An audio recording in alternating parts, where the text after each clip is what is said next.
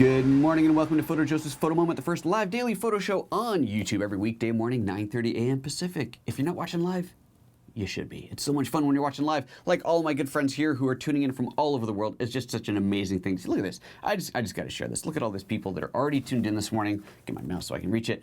All these folks already tuned in, watching, commenting away, which, by the way, points out something. If you are watching live and you do want to get my attention, type @PhotoJoseph in front of your question. That just puts my name in red, as you saw on that little preview there, so that I know that you've got a question for me. We are going to do a two-part show today. We'll split this out into a commentary, so if you have questions that are not related to the Ninja Inferno, which is the topic of the day, then hold on to those. We'll hit them up afterwards. Por favor.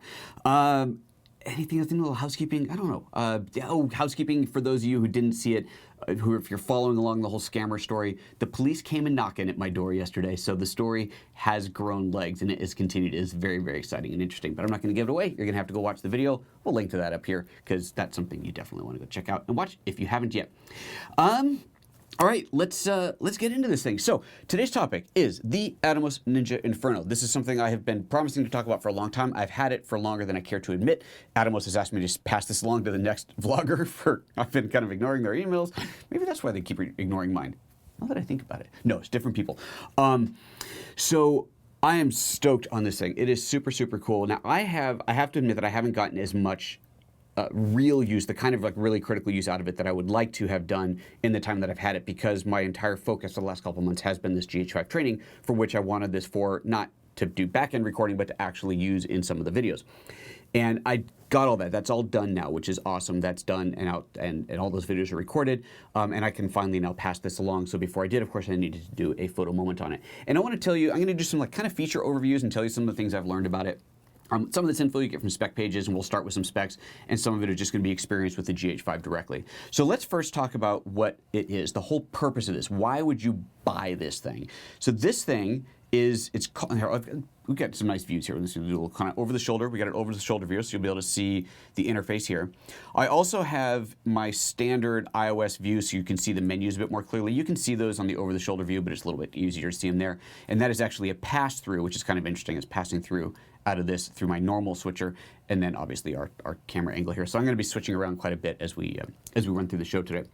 So what is this thing? So this thing is a 7-inch ProRes recorder, very high res, very bright screen that allows you to see and record your image while you're out and about shooting on a much bigger screen than what you get on your LCD here, and on a much higher quality than what you can capture internally. At its most basic, that's what it is. It's a big external screen and a recorder. Of course, it's a lot more than that, but that's the most basic fundamental. If you look at Atomos' website, they have a bunch of these different things. I own an earlier version of this called the Ninja Assassin, which is really designed for the GH4. This is the Ninja Inferno, designed for the GH5. Obviously works with any other camera with an HDMI output on it, but it has some features that are really for this camera. Now, the price is $1,000, so $999 US, and that's, if you don't know anything about what it does, you probably think, well, that's kind of a lot. Like, you know, the camera's $2,000, another grand for this, so, you know, why would I do that? But as you learn what it is capable of and what it's designed for, you realize the combination of these two pieces, so $3,000 between the camera, obviously not including lenses, but the camera and the recorder, and what it can do, you kind of go, oh, I'd have to spend almost 10 times that to do that with any other system, and that's really the critical key component. So let's not bury the lead. Let's just get right into the main reason that you would buy this if you are shooting with a GH5. And this is, obviously this is not for your everyday shooter. This is a higher end production unit. This is something that you're gonna do if you're doing film productions, commercials, and so on, and you want the absolute utmost in quality. So this camera, the GH5, forgetting about the Atomos for a second, the GH5 can shoot, as you all know, of course, in 4K Ultra HD. It can shoot at 8-bit 60 frames per second, or it can shoot at 10-bit 30 frames per second. So the first thing that this allows you to do is combine those two higher ends. With this, you can record at 10-bit 60p. Okay, that straight up is a huge deal. If you want to record 10-bit to get your utmost flexibility in color grading, that's 10-bit. If you want to shoot in 60p, well, that's the Inferno. So that gives you that combination right there. Plus, while you're recording at your 10-bit 60p, you are also shooting in 422, not 420. Now, this is a color space designation. I don't want to get into the whole 420 versus 422. There are some really, really great videos on YouTube already about this. Just just go into YouTube, type 422 versus 420, and you'll find all kinds of videos that get way more techie geeky than I'm capable of doing on my own.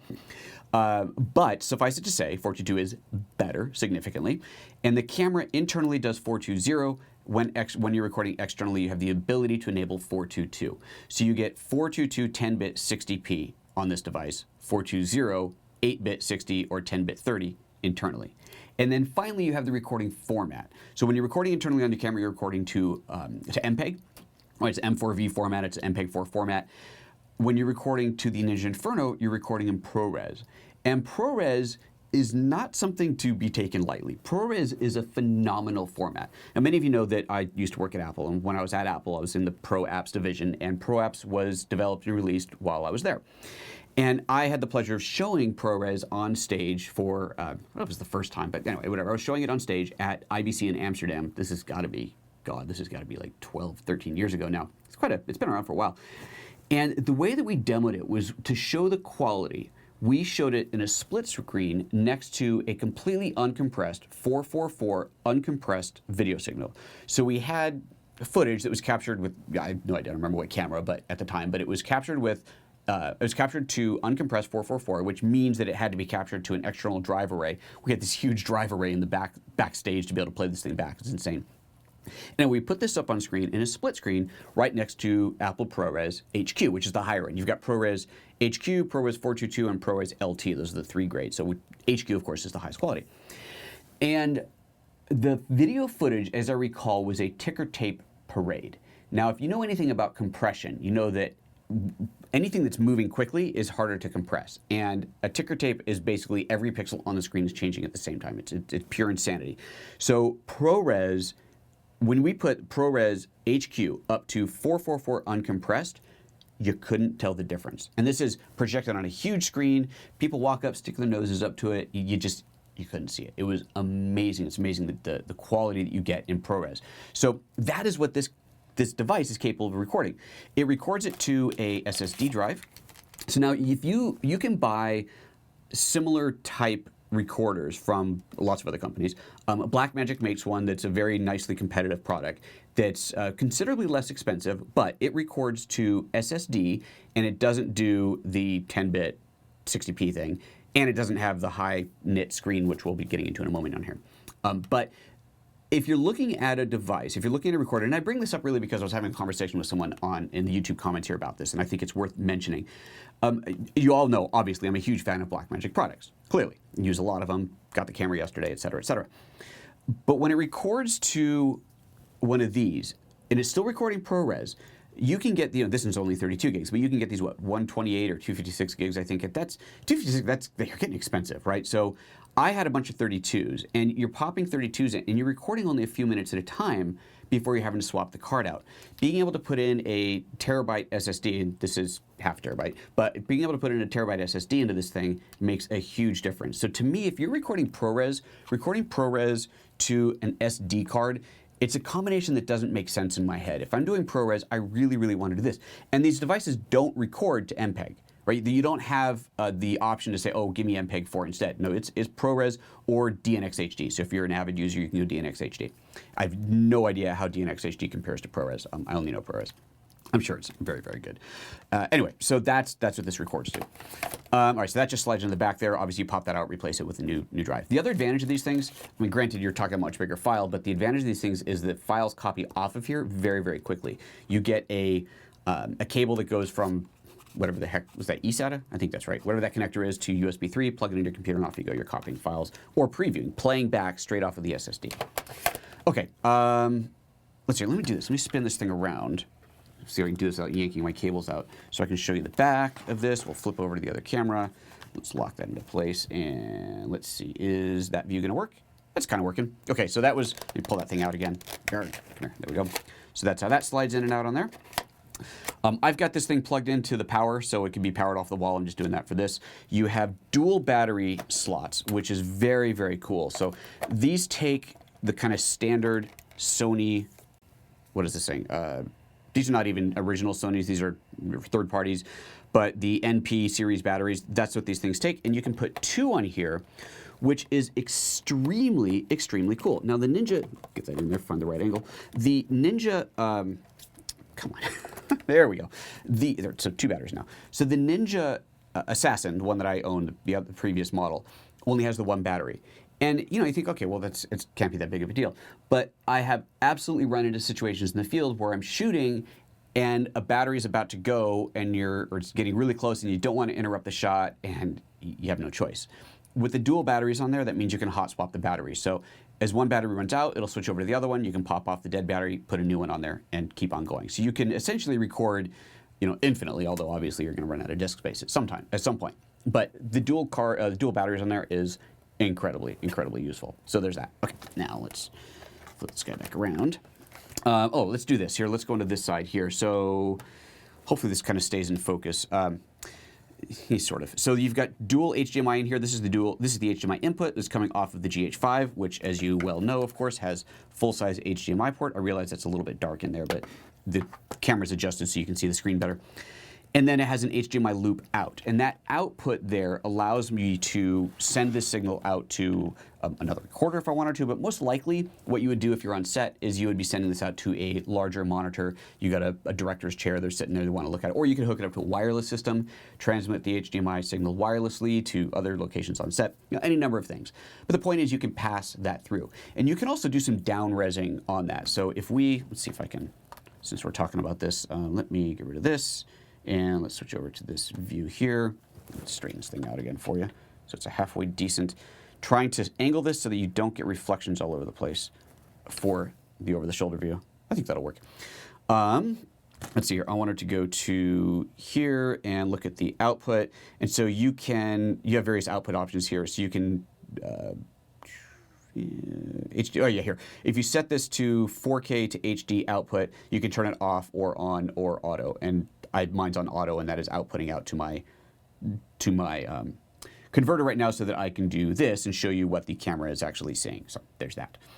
All right, so back into this. So you've got various output options in there. So that's what that extra pass-through is for in there. You also have on here a remote control, so you can do a start-stop recording with a remote trigger on there. You've got, switch this thing around to this side, an XLR/mic input. So if you need to bring in audio separately, you can do that through here. It's a little breakout cable that goes into that, little headphone jack, and then the power button. One thing that's really cool about this, if I just press, let me get this back into place. If I press the power button once, it's going to lock the screen. Trying to get this angled just right for you there. There we go. If I push it once, it locks the screen. So you see it says locked.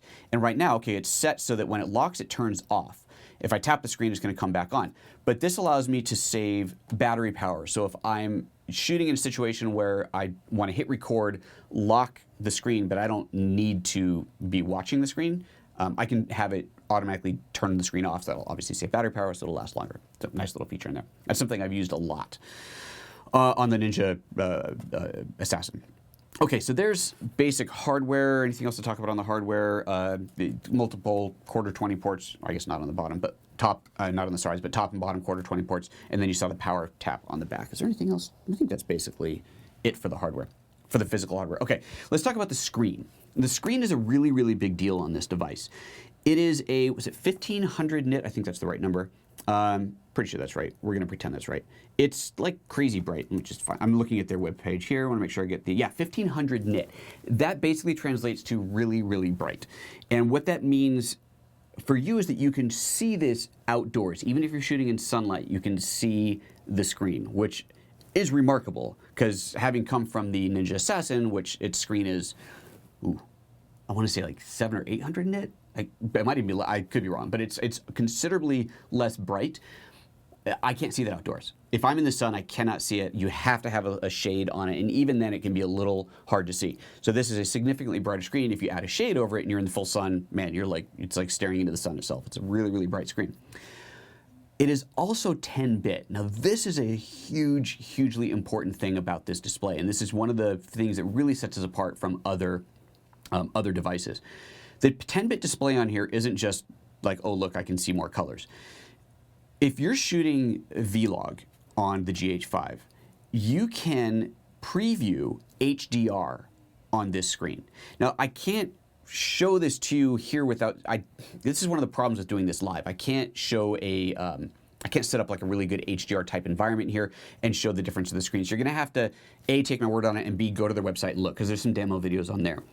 I also can't do what I would normally do and go out and shoot and record the screen through another recorder, because the display that you see on screen and all the controls, that doesn't output. Like the GH5, you got the menu system, like you see, oops, wrong one. Like you see here, when I bring up the menu, you see all that. There's no option to output the menu system from the Ninja out over HDMI, so I can't record that other than pointing a camera at it, like this. So a little bit limited there in how I can demo this. So for that regard, you're going to have to kind of take my word on it, but do go to the website, look at some of the demo videos on there. But what this means, having this 10-bit screen, being able to preview HDR while shooting vlog, means that you can see on the screen an image that's got the dynamic range that you're seeing with the human eye. Closer to it, let's say, than what you would get with a normal screen. Obviously the human eye is still kind of awesome. So if you've got a scene like the video that I showed before, and I will, do I still have it loaded up here? Yeah, I do. So if you were to look at a scene like, where's the right preset? There we go. Like this. So this is in DaVinci Resolve. If you were to look at a scene like this, or still Final Cut, yeah, I still have Final Cut up as well. This scene here, let me turn off the LUT that I've put on this. Let's go nice and big on there, and there we go. So that scene there, that's what the native ProRes vlog file looks like, very, very flat, but you can see this kind of detail with the contrast and saturation brought back into it and still see all of that detail in an HDR preview on this display. That's crazy cool. Okay, so now that's just while you're out shooting, but the second thing you can do with this 10-bit display is use it when you're editing back home. So this is one of those kind of like catch-22 things. If you're shooting 10-bit, but you're editing on an 8-bit monitor, which is what you have if you're editing on any Mac screen or any standard PC screen. Unless you go out and buy a really expensive 10-bit monitor, you're editing on an 8-bit display, so you can't see everything that is actually in the file. But you can take the Ninja Inferno and hook it up via the HDMI out on your Mac or PC and turn it into a second monitor, and then use that in Final Cut or Resolve, whatever you're using, as your preview monitor. So you can see your image in full 10-bit glory on here while you're editing. That is unbelievably cool. So this device, it's like it just doubled its value in that point, because you're able to use this not only while you're shooting, but actually while you're editing as well. This is insanely, insanely cool. So there's that. I just had to tell you about that part of it. Okay, let's see here. Let me show you some of the basic, let's talk about how you set it up to shoot this 10-bit 60p, because that's a really important point. If we look, let me look into the camera here. Let me get this set up. So I'm going to show you, let's get the right mode up here. Okay, so we're looking at the camera display. I'm gonna go up to the menu. And if I go into my camera settings in here, I look at my record quality, you'll see that I can shoot in 4K 8-bit 60 or 4K 10-bit 30. And that's what we were talking about before. That's the internal recording capabilities. But nowhere on the camera will you find a setting that says 10-bit 60, because the camera is not capable of doing it internally. So you have to enable something else to get 10-bit 60 out for the Ninja. So let's go back to this. And all right, so we go to, this is how we do it. So we set it to 4K 8-bit 60, which I think is what it's set to already. Yes, it is. And then we scroll down. Well, yeah, in here you can scroll down, or I've already got this set up as savings in my My menu, but we'll just scroll down. So we're on the, we're on the, what is this menu called? We're on the motion picture menu on page 404, and you see I've highlighted, sorry, here we go, highlighted HDMI record output. Click on that, and you go down to the bottom, and it says 4K 60p mode. What are you outputting? 420 8-bit or 422 10-bit? Let me go back to 420 8-bit, and I think the screen's gonna go dark for a second. Yeah, let me just switch over while it resets itself. Okay, back to this. So there's 420 8-bit. If I now, and this is what the camera's normally shooting at, if I go to 422 10-bit, it warns me. It says you cannot record to the memory card, that's the internal SD card, with this setting when the HDMI cable is connected. Do you want to proceed? And so what this is telling me is, it's just saying, hey, yo, you cannot do 10-bit 422 internally, and the camera will still, even if you enable this, it'll still record 420 8-bit internally until you plug in an HDMI port. As soon as you plug in an HDMI cable, it goes, oh, diverting all energy to all resources to 422 10-bit on the HDMI out, and it does not record internally. But that's okay, because that's the whole point of the external box, right? That's why we're recording externally here. So I hit yes, I'm gonna go ahead and hit yes, it's gonna resync, and then I'll bring it back up. There we go. Bring this back up here, and now it is set to 422 10-bit. Let me get these. Oh, you're not seeing that, never mind. So they're 422 10-bit. Okay, the other thing I want to show you in here that is super awesome is this HDMI recording control. So this allows me to start and stop recording on the external recorder, on the Ninja, by pushing the shutter button on the camera.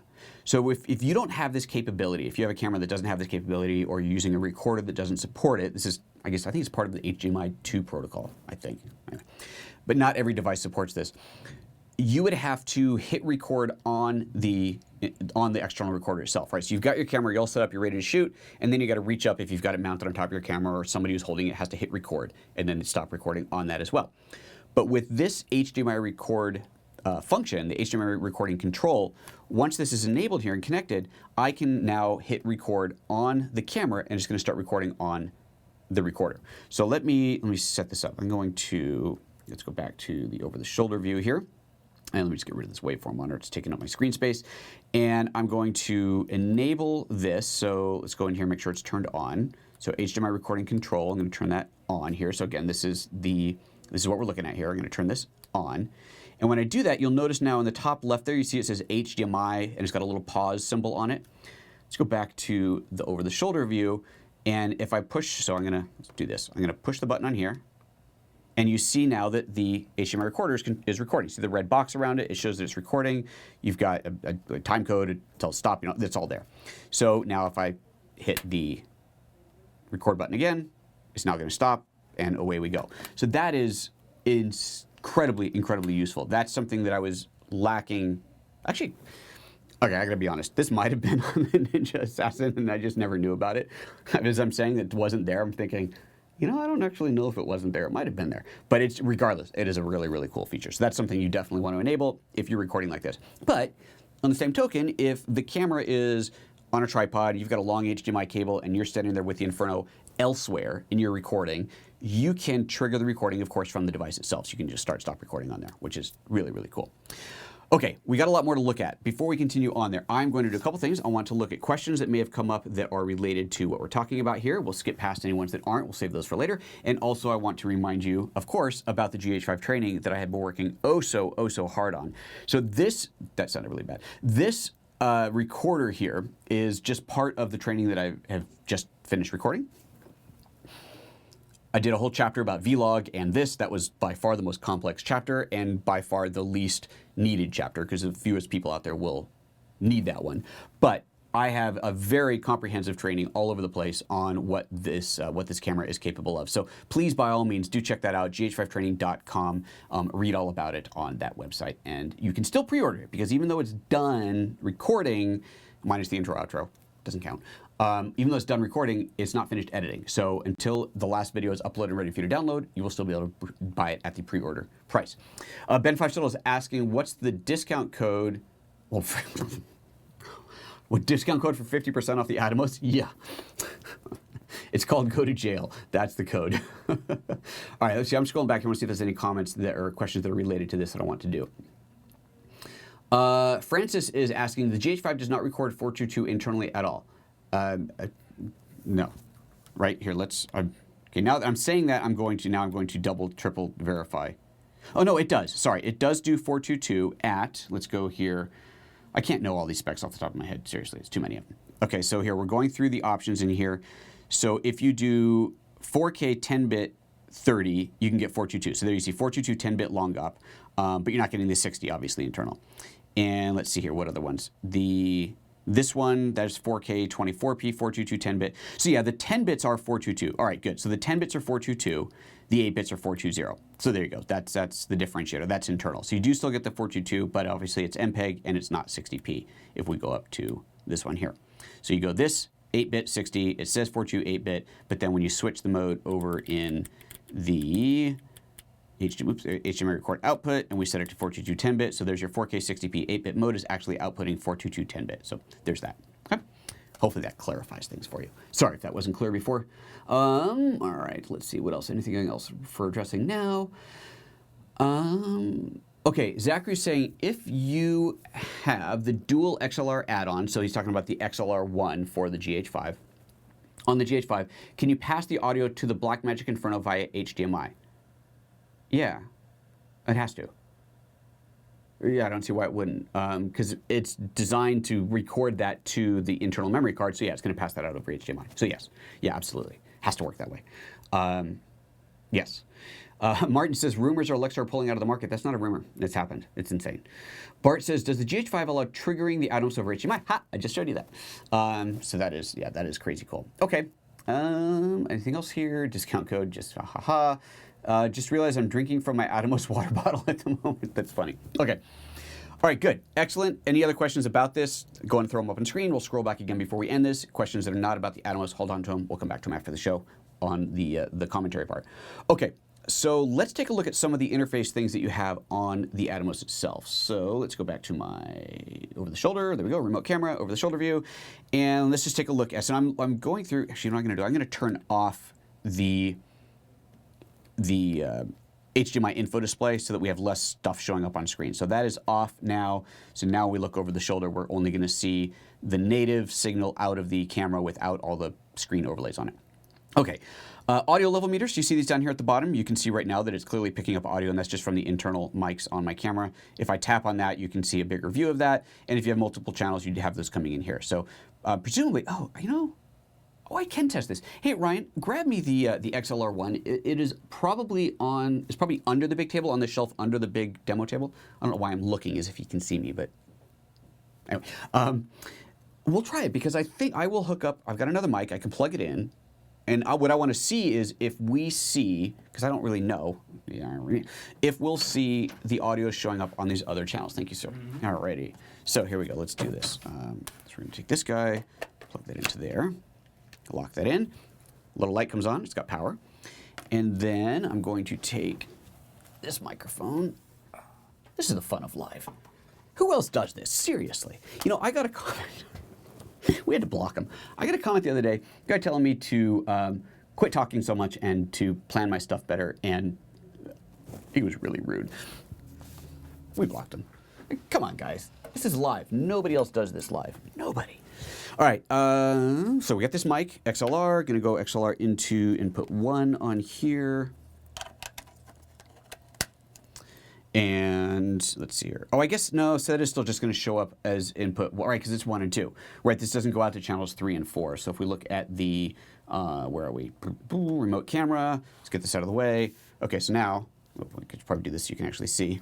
I'm trying to do both so you can see me tapping the mic, and you can see the meter running there, right? So you're seeing that meter there, so yes. So there's the answer to that question. Yes, it absolutely 100% does send the audio through there, Excellent. Let's get this thing out of the way. Let's try not to break my studio while I'm doing it. Okay, let's just get rid of this thing. It's just in the way now. Don't need you anymore. Thank you very much, Ryan, for bringing that in. And okay, so that was audio. So let's go back to this. Looking at this, so we've got our audio controls on here. You can choose to monitor when you're on the headphone jack. If you want to monitor those, you can disable channels. So if you're getting audio coming in from channels you don't want, you can disable that. And then this is for the analog audio if you've got analog audio coming in. You also have under audio options gain controls and also slipping controls. So you can slip your content off by, see audio delay off by, I don't know, up to how many frames. But if you've got, and I've had to use this before because remember that the HDMI video will have an inherent delay of a few frames. So if you're recording audio and video on separate devices, right, it's not all passing through the camera. So if you're using the XLR breakout on here, you've got audio going into there, it is likely going to be a few frames out of sync from your video. So that allows you to compensate for that. Let's see, anything else we want to look at in audio? Ah, that's good enough on audio. Okay, let's see what else we got in here. Headphone jack, volume controls on here, obviously record, play, and the menu. The menu takes you into things like file naming. You can control your file names, so it's just set to NJA, Ninja Inferno, but you can change that to whatever you want, so you can type in, it's kind of a kludgy interface. You'd think with this they'd put a keyboard on there, but you can change the naming on there. That'll name your files. Date and time, something tells me this isn't set right, but you can set your date and time on there. Other display options, brightness. Oh, this is really handy right here. So this flip allows you to flip the display so that if you're mounting it upside down for any reason, which is something I have had to do many, many times, this allows you to flip that display, which is super useful. You also have a tally light that you can turn on so that the on-screen talent, the talent knows that you're recording. And then this is the option to, so display off when it's locked. So now that I've disabled that, when I lock it, it just goes locked, but the display stays on. If I unlock the display and turn that on, now when I hit the power button once to lock it, it's locked and the display goes off. So super, super useful feature to have on there. And then you have some basic brightness, gamma, color controls on there as well. Okay, let's back out of here. What else have we got? Time code, configuration stuff, record, run. Yeah, we don't get into all that. That's just getting too far into the weeds on here. And then your firmware version. Okay, we don't need to get into all that stuff. All right, let's see here. We'll come to we're going to save these guys for last. Up across the top on here. Oh, this little guy, if you ever see this, I know it's hard for you to see on the screen, but there's a little kangaroo. His name is Skippy. That is Skippy the kangaroo. And if Skippy the kangaroo shows up, it tells you that you have, basically you've dropped a frame, or you have had some kind of interruption in the signal. And that is on right now because I've been doing the plugging, unplugging of the cable, which is obviously going to cause a drop frame. If you change formats on the export, on the camera, it'll do that, it'll drop frame. But what I found on these devices that's really cool is even if you change formats or even unplug your HDMI cable and plug it back in, while you're recording, it'll immediately start recording again. It creates a new file, and obviously whatever you're going to be missing, whatever you were missing when the cable is disconnected. But as soon as you plug it back in, it continues recording, which is incredibly useful because imagine, if you will, if you just had a loose cable connection for whatever reason, and it just wiggled just enough loose for a moment and then it went back into place. If that stopped your recording and you didn't know that that had happened, that'd be really bad. But it continues to record as soon as you get that connection back again. So yes, you're going to have an interruption in recording, but at least it continues to record. So that is really definitely very, very useful. Bart is asking right now, do you know what the HDMI audio delay is on the GH5? Atomos products allow you to adjust the audio recording by a few frames so it syncs up. Yep, that's what we did. 5D Mark III was 3 frames delayed. The GH4 was 4 frames delayed. 3.5 to 4 is what I found. The GH5, I haven't measured it, but it is less. We've seen that here on this show when I've used the GH5 as my live camera while sending my audio through my mixing board. We have seen a lesser delay than we saw with the GH4, but there is still a delay. I have not measured it. I would guess it's down to 3, maybe even 2 frames, but I'm speculating. But it was noticeably less, which is awesome. Very awesome. Okay, all right, let's back to it. Let's see, where were we? So that was Skippy up there. You tap Skippy and Skippy goes away. Here you see a display of what your frame rate is. Right now it says 4K UHD 5994. That's what's coming in, and you can change various things on the input on here. You can HDMI triggering. You can toggle that on and off here as well. You can do a color correction for specific. It's funny. It's specifically for the 5D Mark III color correction. I don't know why. I don't have a 5D Mark III, but there you go. And then recording, you can do some pull down on the recording on there if you need to. And this is really neat. You have this pre-roll function. So if you turn on pre-roll, then whenever you hit record, you will have the last, I don't remember how many seconds. I wonder if I wrote that down. You will have a certain amount of pre-recorded video that will go straight to the disc. Yeah, I didn't have that written down in my notes. It's kind of like shooting in 6K photo mode in the pre-burst, I think it's what's called pre-burst on the GH5. Essentially, the device is always recording, and it's caching the last however many seconds it is, so that when you hit record, it doesn't start recording from there, it starts recording from a few seconds back. This is incredibly, incredibly useful if you're doing any kind of fast action, spontaneous, oh, something happens or is happening, I want to hit record now.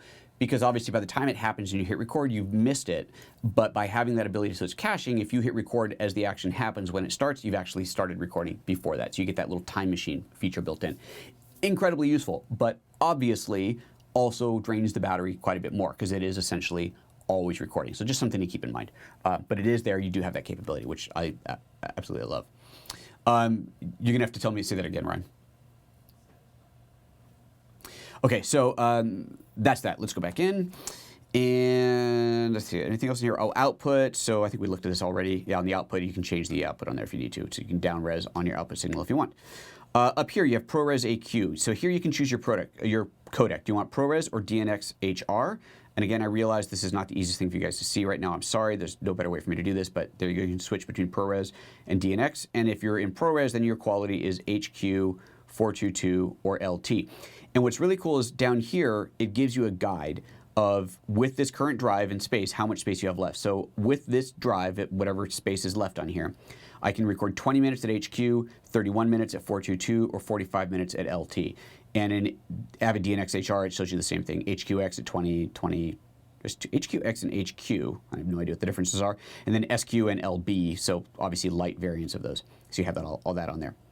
And then on the top, and that's just a guide down at the bottom. That doesn't actually do anything, but on the top, as you switch through these, you get your recording time over here listed as well. And it also shows you at the top what your recording time is left once you hit OK on that. So we're going to leave it in HQ, hit OK, and that takes us through there. This is file naming, so if you want to change your file naming, this is really neat. This is not new to the Inferno. A lot of these things I'm showing right now are not new to the Inferno. This has been around for a while. It's just part of the operating system, but these are really cool features that I want to show you. So on here, configure file name. I love this. So you can name your file whatever you want. We looked at that already, but you also have the ability to add scene and shot numbers to it. So you can automatically have sequential shot numbers on your shot. So obviously using a slate is a great thing if you're in a big production, but if you're doing something smaller and you just want to be able to keep track of the shots a little bit better, you can set up scene and shot numbers in there. And I've used that before when recording using the Ninja Assassin in here doing production shoots for clients. I've used that to keep track of the shot numbers, shot and take numbers. It's really a nice feature to have in there because your file names just have that built into it automatically. Very cool. All right. Let's see here. What else do we got? Let's go back to the view. And so all these things up here are buttons. The time, if I hit the one with the time on it, well, it's the time and the media button. It tells me the media. I can format the media from there. I can rename the device. And I can also export HTML, which I guess just did it. That is cool because down here you see this little flag. You have all these different things you can mark on a shot. You can mark favorites. You can mark over. So basically, tags that you can apply to your shot while you're recording. So if you're in a take and you're going, oh, that's a great take, we'll mark that as a circle take or a favorite. We can reject it, mark it as overexposed, bad audio. Anyway, there's different keywords, if you will, that you can apply in there, and then that gets exported as part of the XML file, which is super useful if you're into that sort of thing. Okay, and then at the top, let's look back to this view real quick. Up at the top here, you'll see there's a little battery indicator. So you see the 1 and the 2 batteries, both of them appear to be quite low.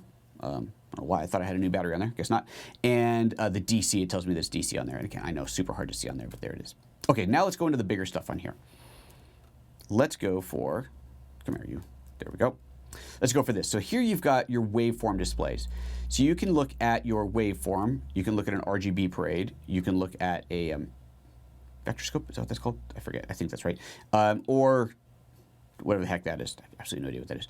But you have different views on here. The waveform, of course, being the most useful. And you can change the size on that. So you can have a little one down here, bigger one that goes across the bottom, or overtakes your entire screen. Clearly, that's a bit much. But I find when I'm shooting, at minimum, having this down there is fantastic. Because then as I'm adjusting my exposure, I can see the waves on there. And just to kind of make the point here, let me zoom in on this a little bit. And so I'm looking at this gray card. We're looking at the camera's set to Vlog right now, and as I adjust the exposure, you can see on here, there's the white, there's the gray, and the black is kind of hidden down there amongst this other crud. But there's I can see where that's falling on my waveform monitors there, which is very, very useful. Let's see, transparency of that waveform display, brightness of the waveform display, so you have the little controls like that in there. Monitor assist. This is very, very useful. We talked a lot in the past about focus peaking on the GH5 and how incredibly useful that is. If you're shooting in manual focus, to have focus peaking means as you're focusing, as you get closer and then ultimately into focus, you get little lines that show up, little sparkle dots, whatever, just pixels that show up on your scene on whatever's in focus. That is awesome on the GH5 and having that on the little LCD display here, but having that on the Inferno when you're shooting manually, again, is even more useful just because it's such a big screen. So you have that ability to see your image, your scene much larger, but you still have that focus peaking for critical focus. So if I turn that on, let me actually, I'm going to flip this over to a focus target, so that'll really help us to see what this looks like. Let's do the over the shoulder here. I'm going to turn on. See that on? That's on. And let's see, make sure this is in manual focus. And there we go. As I do that, you can see the little blues. See the blue showing up in the center? So boom, that is, you probably can't really see that, but it's showing up there as the focus peaking. You have a lot of other things on here like zebra overlays, false color, a whole bunch of different readouts in here. And in this, I want to actually look at my notes real quick because there's a couple things about the false colors that I wanted to tell you that I can't really show here, but they're worth pointing out. Oh, blue only. So there's a blue, that's what it was. That's the one thing I wanted to talk about. There's a blue only channel. So you can view the blue channel only on here, which apparently, this is news to me. I honestly just read this in manual. Is for noise monitoring, because the blue channel apparently is where most of your noise is going to show up. So if you're really concerned about noise and you want to really monitor and see if you're getting excessive noise in your shot, you're shooting really low light, really high, so whatever, you can monitor just the blue channel, and that'll allow you to see the noise more clearly. Who knew? So that's awesome, right? That's a way to really, on set, while shooting, have critical view of your noise on there. I love it. Questions coming like, does it have focus assist? Just as I shown that.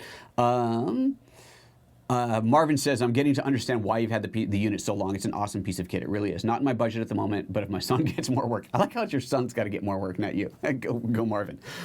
All right, let's see here. Let's move on now. I just love this device. So, oh, and here's another one. Let's go back to this view. Let's turn off the false color.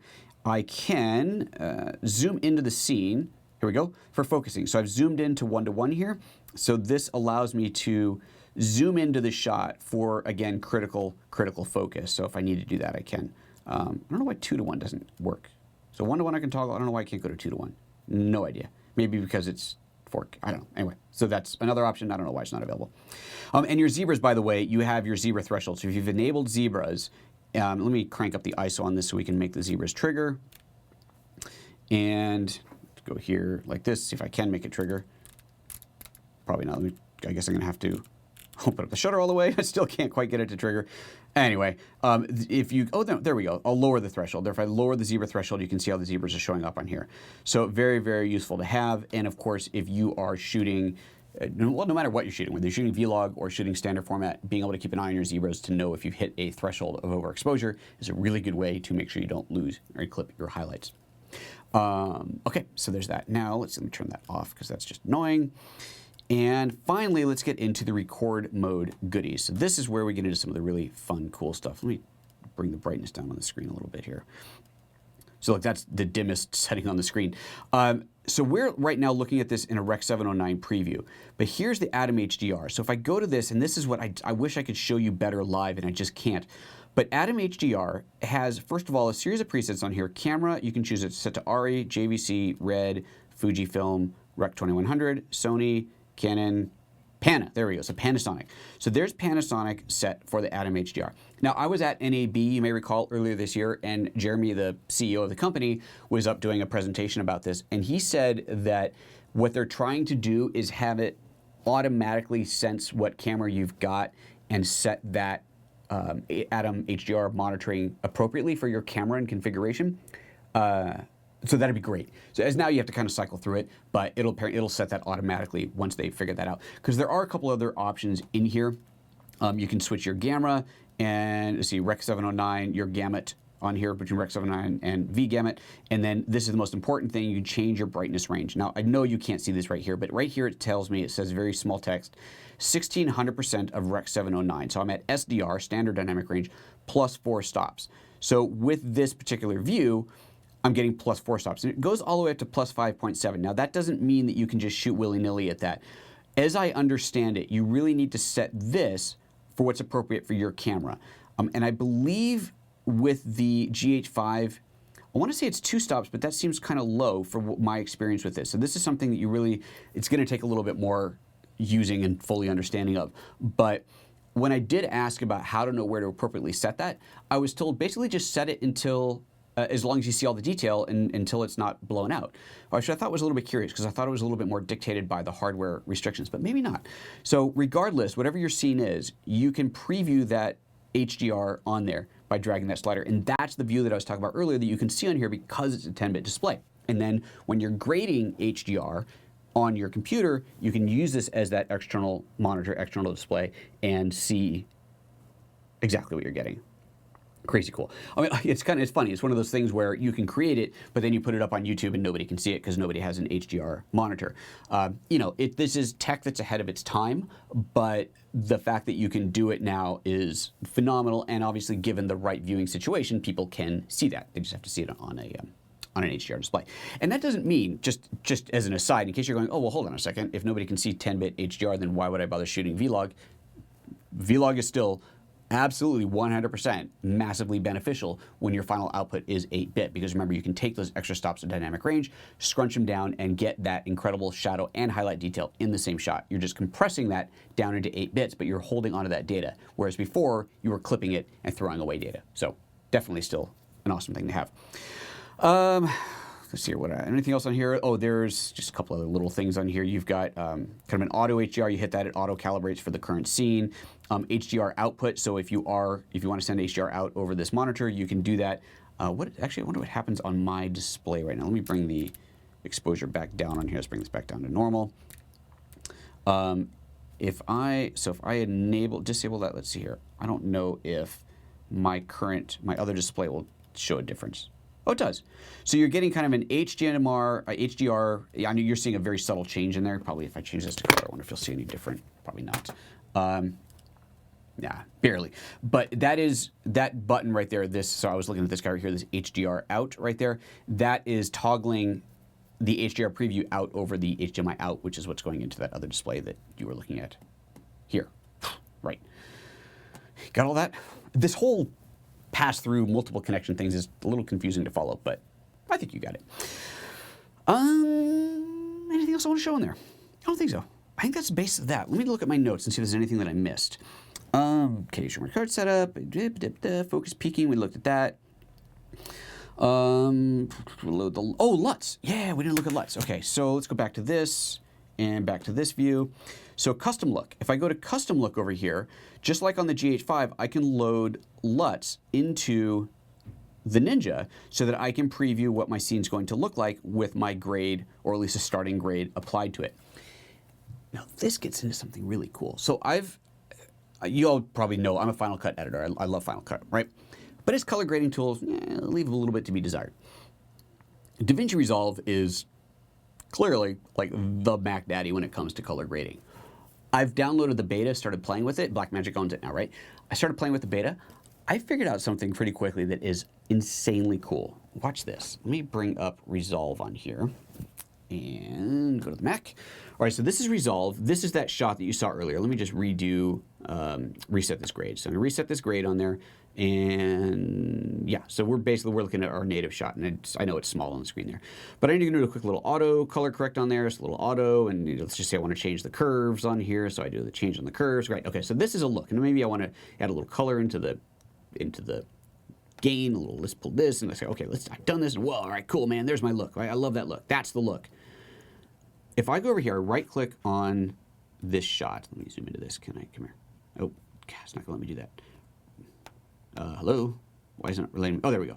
Right-click on this shot. Let me zoom into this. Here we go.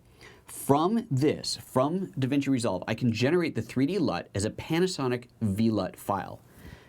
That means I can create my own look in DaVinci Resolve, export out a VLUT file, pop that onto the SD card, pop that into my GH5, and see my look that I designed on the GH5.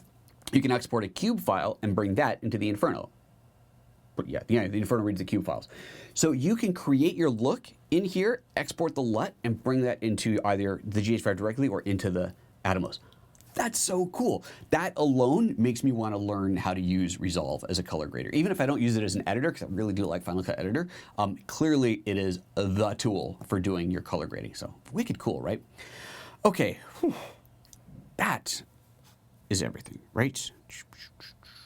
Yes, that's all my notes. That's what I wanted to show you guys. What do you think?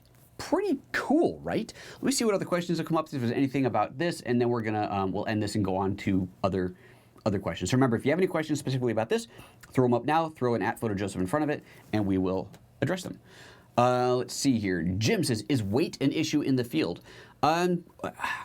I've done quite a bit of shooting in the field with the GH4 and the Inferno. And at that point, it's on a cage, right? You can, if you look at the Atomos website, they show, let me find a good picture of it. Oh yeah, and this is great actually here. They show this configuration. Here you can see there's an Inferno on top of a GH5 just on a little ball head. That works. That's fine. A little cumbersome, a little bit awkward. So maybe not the ideal, but it works. And if you're set up in a studio, it's a lock shot, it's totally fine. I don't think I'd go out in the field holding it that way. It's a little tenuous. I want something a little sturdier than that. But if we keep scrolling down on here, you'll see samples, just kind of sample setups. Here, hey, this is a whole gimbal cage. This is a much bigger cage, but you can put a small cage. Let's see if they have a small cage set up. No, I guess not. You can do a small cage, and that's something that I do. I have a small cage, the GH5, well, it was for the GH4, the GH5 fits in there fine. We'll sit in that, and then you have connection points on it, so you can connect, your recorder, you can record, attach a microphone, whatever. And I've done videos before, I've shown that whole setup. It's pretty awesome to have that. Obviously, it's getting heavier at that point. Clearly, it's going to get heavier. But when you ask if weight is an issue, it really comes down to what you're comparing it to. Obviously, it's heavier than the GH5 without it, obviously.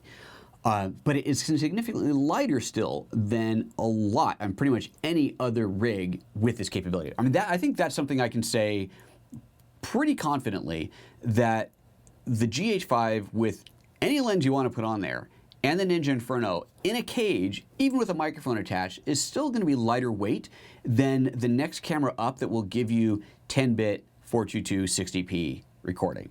I think that's I don't know, I haven't looked that up, but I think I can say with reasonable confidence that that's true. So for that quality, you're still working with a much lighter, more nimble rig. And keep in mind that it's not doesn't have to be all together, right? You can run a long cable, you can have somebody following you, like you'd have an audio guy following you, you could have a video guy following you with this. Probably not ideal, but you could. There's a lot of different ways to work it, but that would work.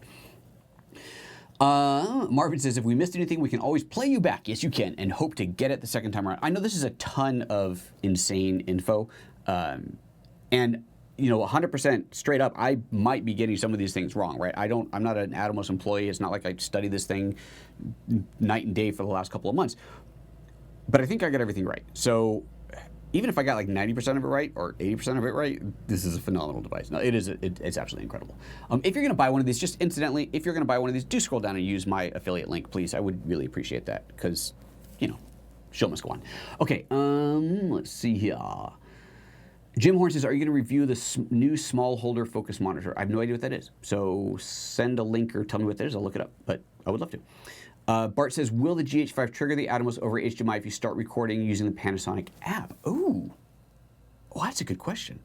There's only one way to find out, isn't there? Okay, this is going to be what we're going to, let's find this out. I love these questions. All right, so he wants to know if I connect the app to the GH5, the iPhone app, and I hit record on here, if it'll start recording on there. So let's make sure, first of all, that HDMI recording is on. It is. We saw that on there. HDMI recording is on, and we can also see that because it shows the little HDMI pause. Oh, no, sorry. Let's get the display back.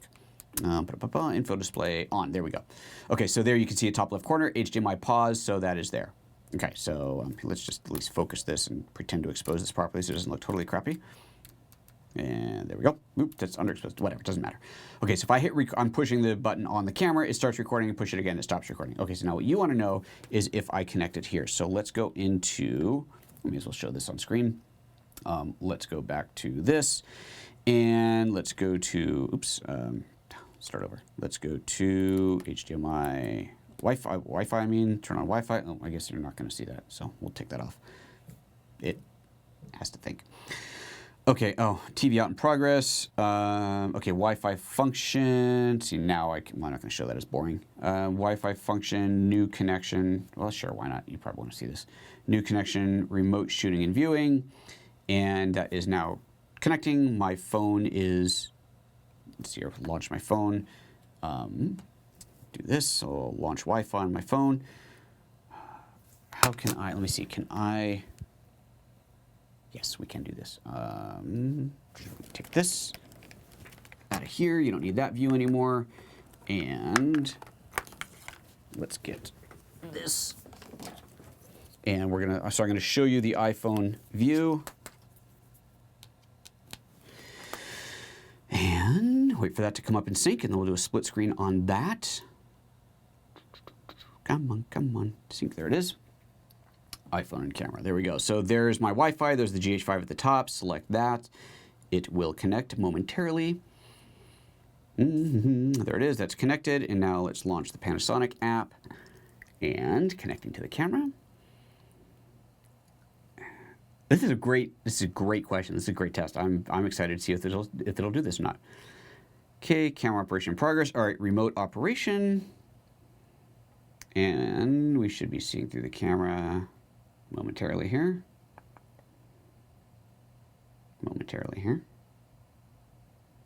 Now, I'm going to let you in on a little secret. It doesn't always work.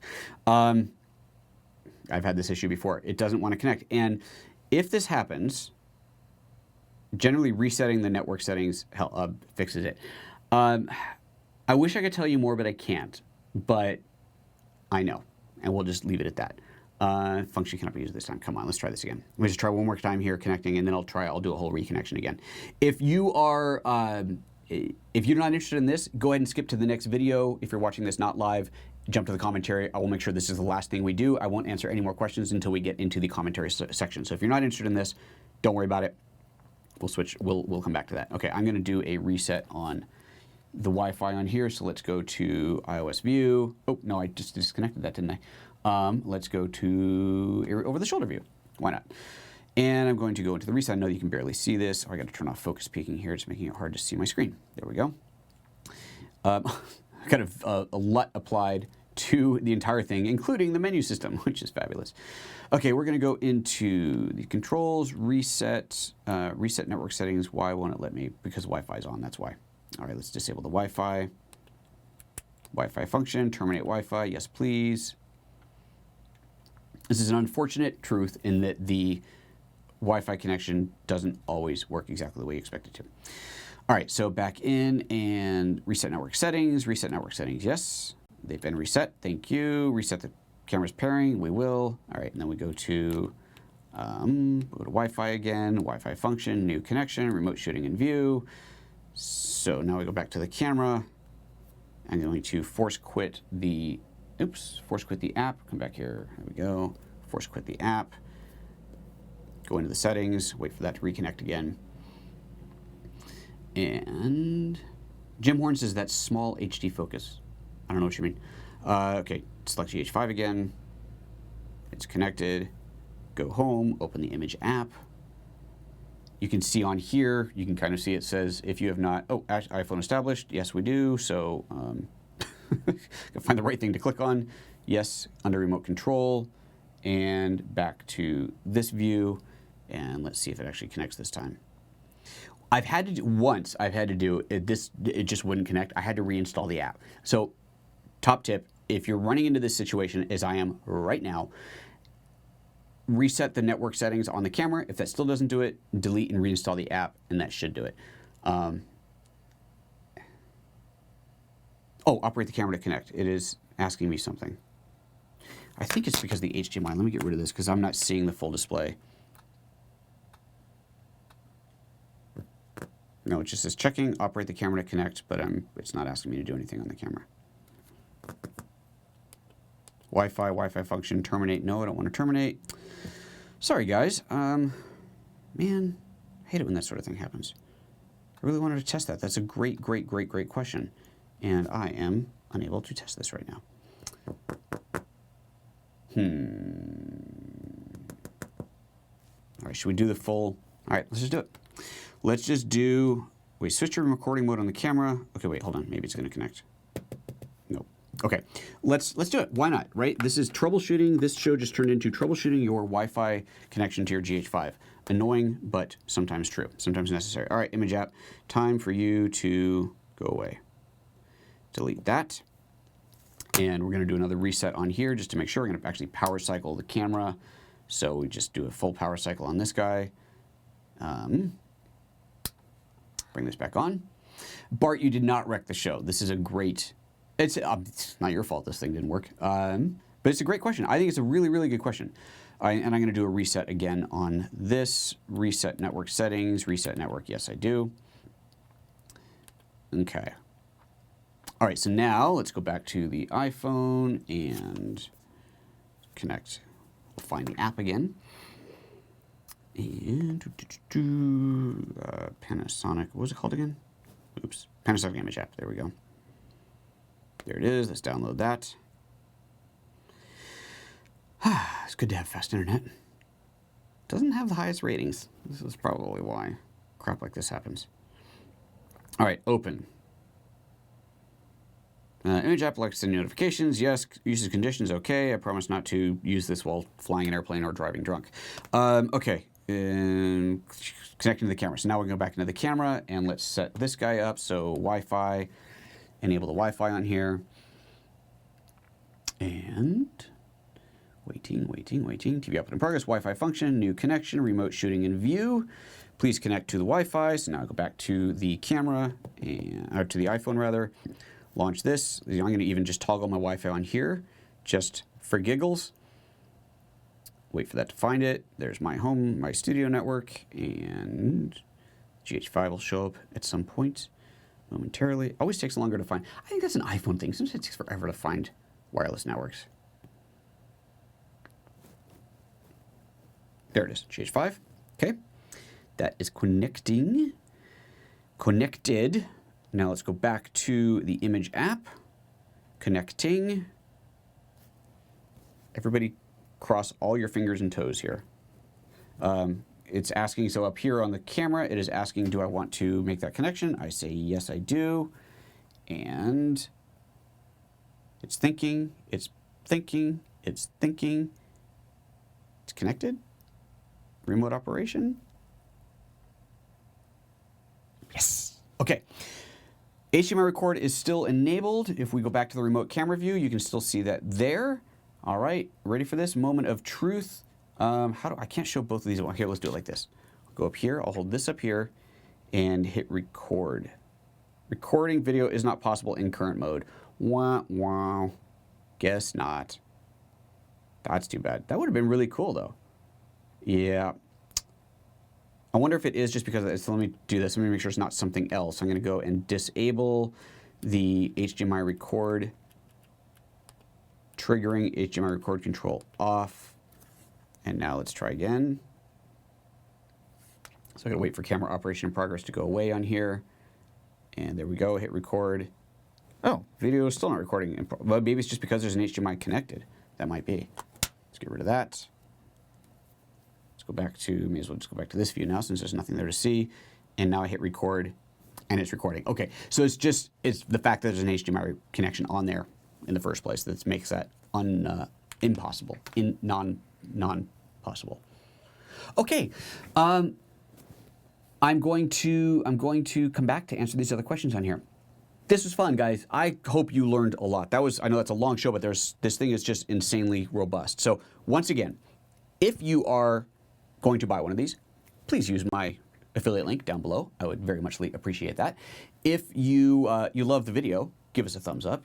If you don't like the video, feel free to leave constructive criticism. I love constructive criticism. Don't call me names. I will delete you. And on that happy note, check out the gh5training.com. Hey, and also, just because we're here, if you want to come to Mexico with me, I will bring an Inferno with me. That'll be fun. That will be a lot of fun. I will bring an Inferno with me. And hey, somebody says the Atmos started recording. What? Hold on a second. Hold on a second here. The Atmos started recording. Are you serious? No, it couldn't have. Did it? Okay. All right. Maybe you're right. Maybe I'm losing my mind. All right. But I mean, it gave you the error. But okay, we're gonna do this. We're gonna triple check it. Let's go back to this. Let's put the recording back on. HDMI recording control on. And where's my display? Why am I not seeing? Info display is on. Recording control is on. Oh, there we go. Okay, so I'm just on the camera itself. I'm pushing record. It starts recording. Push the button again. It stops recording. Okay, so that's working. All right, so now with this up here, camera operation in progress. It's done now. I hit record on here. Oh my God, you're right. It did start recording. Even though it says not possible. Whoa. Whoa. That is so cool. Okay. Thank you. I'm glad you guys noticed. I was looking at this screen, not at that one. I didn't even see that. That is awesome. It's just the error pops up. Oh, I'm going to make sure the folks at Panasonic see that because that error needs to go away. That is so cool. Excellent. Okay. Excellent. Thank you. John Morby says, Atomos giveaway in Oaxaca. Ooh, I don't think they're going to do that for me. I can ask, but I wouldn't count on it. It's only 8 people or 7 or whatever. I think it's 8 is our limit. Or is it 6? Small. Small limited workshop. So, 8. It's not the kind of thing where they're like, oh, look, we're going to expose this to 1,000 people. That's what this show is for. Okay. That's it. Come to Oaxaca. Please buy the GH5 training, gh5training.com. If you're going to buy an Inferno, please do that from my link below. If you have any questions, throw them in the comments. We'll address them in a future show, or I'll reply to them if I can. Other than that, let's switch over to the commentary section. So if you're watching live, stick around for a moment. If you're not watching live, click on the link that's about to come up. That'll take you to the next video. Bye-bye.